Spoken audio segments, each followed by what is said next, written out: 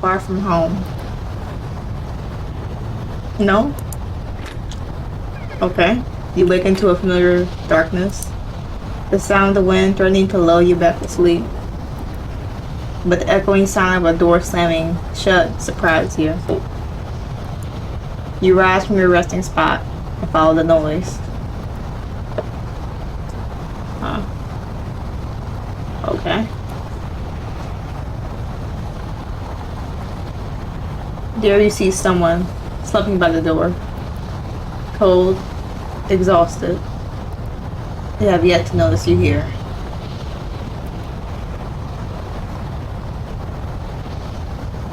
Call out to them. Hello? The other jumped in surprise. Are you okay? Yeah, I mean, no. Sorry, a bit of a mess right now. You caught me by surprise. I didn't expect someone to still be living here. Do you mind if I stay here until the storm ends? I don't think I'd survive out there. You look at the storm outside and you think for a little bit. Yeah, sure. No, you can't stay here in this beaten up house. Go out there and brave the elements, because I'm a horrible person. No. Probably won't stay out there anyway. Just don't make a mess. So have you looked around? They bow you gratefully and watch as they sort out their belongings. You cannot help but be curious of the person before you. Where'd you come from? Well, the mountains, I guess. And well, before the village, I was staying at the village house southwest of here. I'm only planning to stay here until spring comes, though. I mean, no, never mind. It seems a little dense. That's fine. You don't really care where he's from. After all, you will soon part ways. You scrutinize the intruder. He appears to be a little cold. Yeah, it's still pretty cold here, huh? Aren't you cold? No, not really. Well, I'm a little cold. Do you have something that might help? You think of what you could offer him? Fire? Not sure how to build a fire. So can you build a fire? In the meantime, I'll go grab you some blankets. Feel free to use whatever's around here for a fire. You go upstairs and grab some blankets. There were 2 blankets in your room. First one is an old, patched up linen blanket filled with cotton. The other one is a thick, knitted wood blanket. You decided to give him the woolen blanket. Should keep him warm a little better than the linen blanket. Since we're not cold, he's gonna need it more. You turn with the blanket and found the poor guy curled up on the sofa, trying to keep warm. You hand him the blanket, which he accepts gratefully. Oh, thank you so much. I'm sorry for the trouble. You nod slightly. You watch him for a bit, but he seems to be struggling with the cold. Probably unavoidable that you have to get a fire going. So I look for materials to build a fire and probably living room.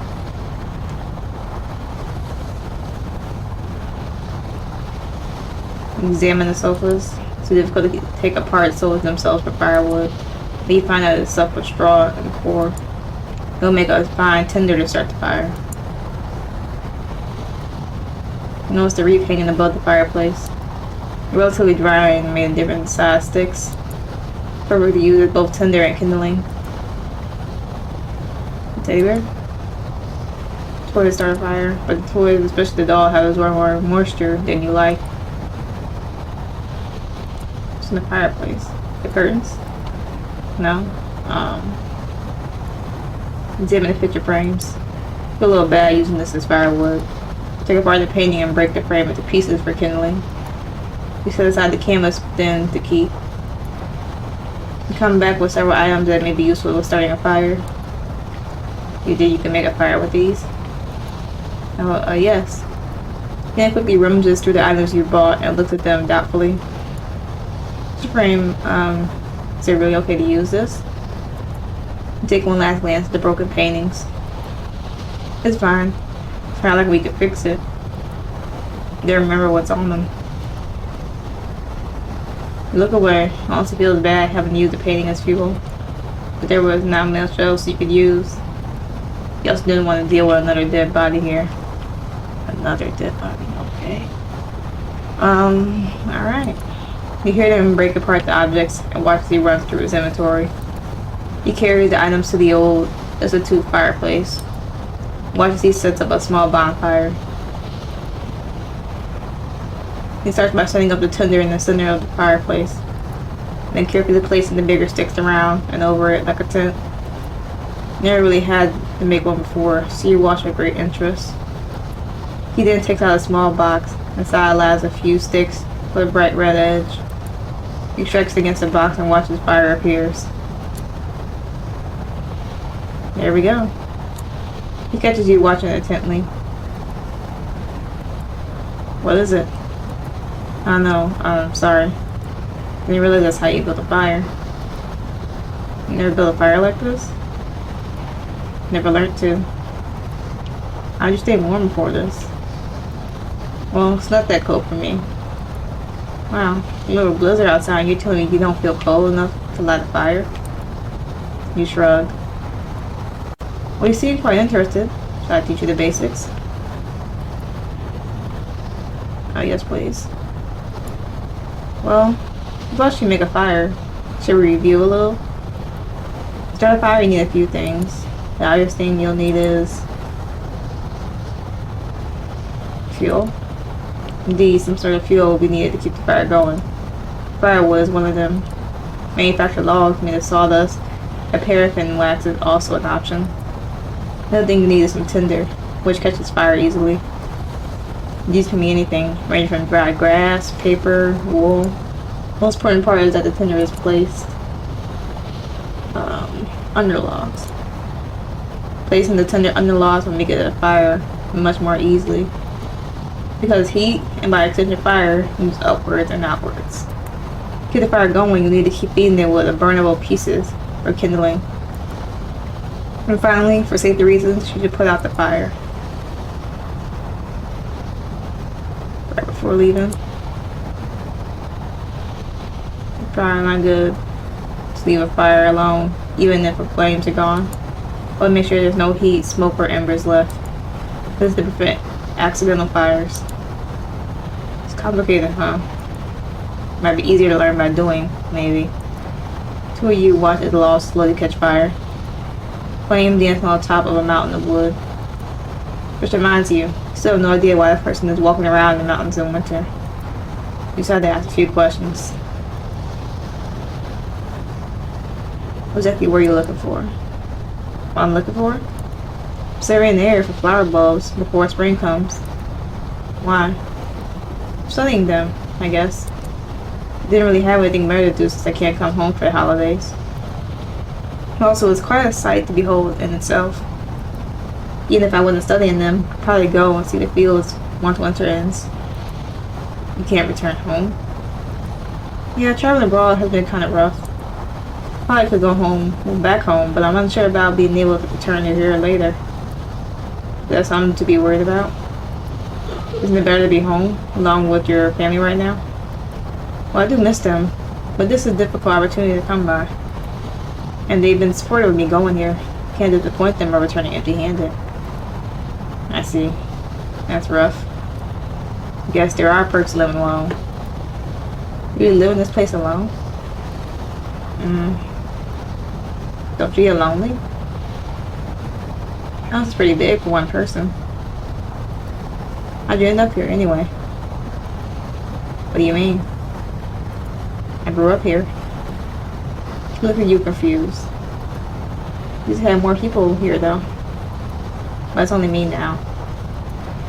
But considering the state of this place, why don't you leave as well? You think to yourself for a little while. What is it that binds you to this place? Nostalgia and memories? Depends on how you look at it. A whole lot of memories of this place. Not really sure. Well, I'm not sure I'm ready to leave yet. I know it's stupid, but an entire place is crumbling down. But I like to stay here as long as I can. It's fair enough, I guess. Sort of relate to that, so I'm unable to go home at all. So still, this place is quite literally falling apart. Not safe here, is it? Would it be better to move? I like we can't return here. And like maybe get someone to help fix this place up. I don't know.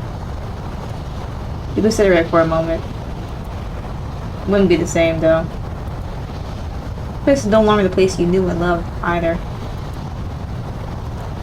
Besides, you knew he had a point. But it was hard to accept that this place is already ruined. You turn your eyes to the fireplace, flame slowly consuming the timber beneath. Hey, why don't you try to come with me to the village when the storm ends? Maybe we'll find someone who could fix the roof too. At least it will be a little more livable and comfortable then. What do you think? It's fair. It might be nice to leave this place once in a while. I wonder though, you never thought of leaving this place? I have, I'm not gonna lie. But since there's not much left here. Easier said than done, I guess. Fair enough. Oh, by the way. Here. He hands you a rolled up canvas. It's gonna be the painting that you took down before. Thought you might want to keep it. Oh, thank you. Let me ask, what was in the painting? If you remember, that is. Oh. It was a portrait of me and my loved ones. I gotta remember what it was like then. Just remember how warm it was. I think we used to celebrate the winter solstice. We made wreaths and sit around the fire and tell stories. And then when the spring equinox comes, we celebrate again. We go out and admire the newly bloomed flowers. Forests will be covered in these delicate and drippy white flowers. When was the last time I did that? Drippy white flowers? You'd be talking about snowdrops? Is that what it's called? He laughs. Oh, what the fate. That's what I've been looking for. Well, I'm looking around for. It's a strange fate indeed. And why are you looking for it? Well, they've been on decline recently. People are taking away the bulb and selling them for commercial use. Oh, that's a shame. No wonder I haven't seen them around the last few years. I sort of wish to see them again. Well, if it makes you feel better, but a few of them are still around. You decide to join me when winter ends, we can go get them, perhaps. See, I've been wondering though. Don't you get lonely living alone out here? Maybe it's because I'm used to being around people. But I can't imagine living out here alone in the desolate house. You know I get lonely traveling here alone. Think about it a little bit. Is it lonely out here alone? And I'm just used to the solitude. But I don't really feel lonely here. Same way you're used to the cold. You might think I'm pitful. I never really felt like it was a pity to stay here. Sorry, I didn't mean like that. People can't help but be a little worried though. Place doesn't protect you from the elements, but to keep you warm. It really serves you anymore. I really don't understand why you stay. As if you couldn't bring the things you love with you. Seems like none of the loved ones are here. Is it really a home then? You're right. No one I care about lives here anymore. There's really nothing keeping me here. At least nothing I can't bring along. But I don't know where to go if it's not here. What do you do then? People you care about aren't around anymore. Well, for me, I don't think I ever lack things to care about. Find someone or something else to care about. Plenty of things out there I can come to love. I think I can always find a new place to call home. He mulled over his words for a little and frowned.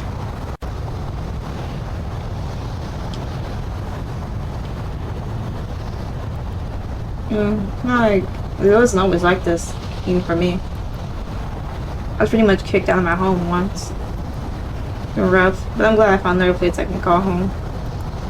I'd argue that a home is anywhere with things and people I care about. For me, it'll be wherever my lover is.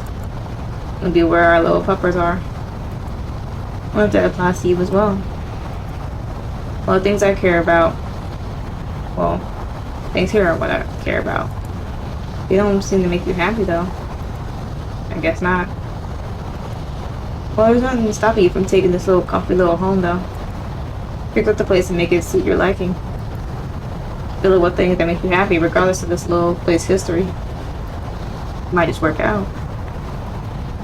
If you find nothing in this place that makes you happy, there's nothing wrong with finding a different place to call home.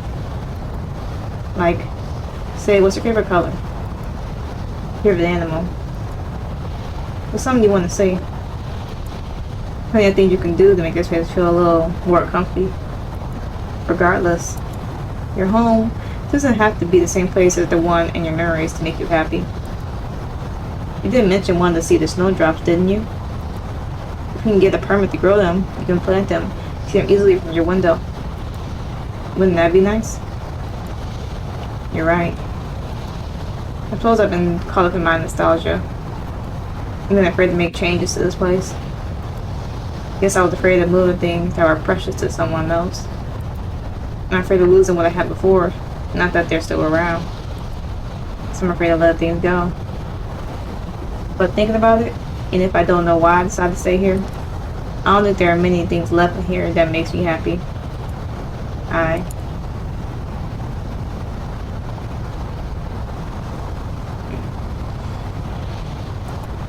think I'm gonna leave this place as it is. Just as I remembered. But you're right, I should still seek out things that make me happy.